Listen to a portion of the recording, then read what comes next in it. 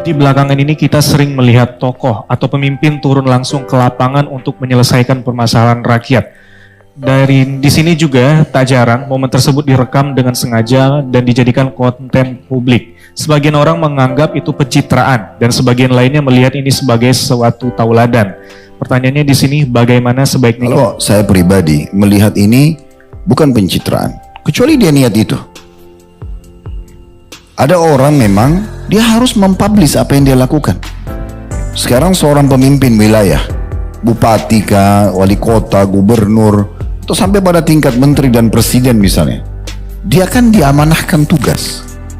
Bagaimana caranya supaya memang tersampaikan ke masyarakat kalau dia sudah melakukannya? Ya nggak ada masalah. Dibuat konten, memang ini loh jalanan memang yang sedang dibuat ini, jembatan ini, sekolah itu, nggak masalah. Lalu kemudian dia himbau masyarakat misalnya, ini sudah kami lakukan, tolong dijaga dengan baik-baik. Apa masalahnya? Pencitraan dari mana ini? Kan gitu. Jangan selalu suudzon ini ya, sangka buruk terus. Ini saya yakin yang suka sangka buruk ini pasti paling banyak keriputnya, paling banyak ubannya, paling banyak masalahnya ini. Maaf yang beruban, kalau yang sudah tua nggak apa-apa. Tapi ada yang masih muda sudah beruban, karena semua dia mau campuri apa saja. Ya. Bahkan temannya pakai sendal apa ditanya, kenapa pakai sendal itu, celana itu kenapa dipakai, kopiah itu kenapa dipakai, untuk apa ini? Gitu. Nyampurin semua urusan orang gitu ya. Jadi nggak perlu teman-teman sekalian. Jangan langsung nilai buruk, karena ini sesuatu yang biasa.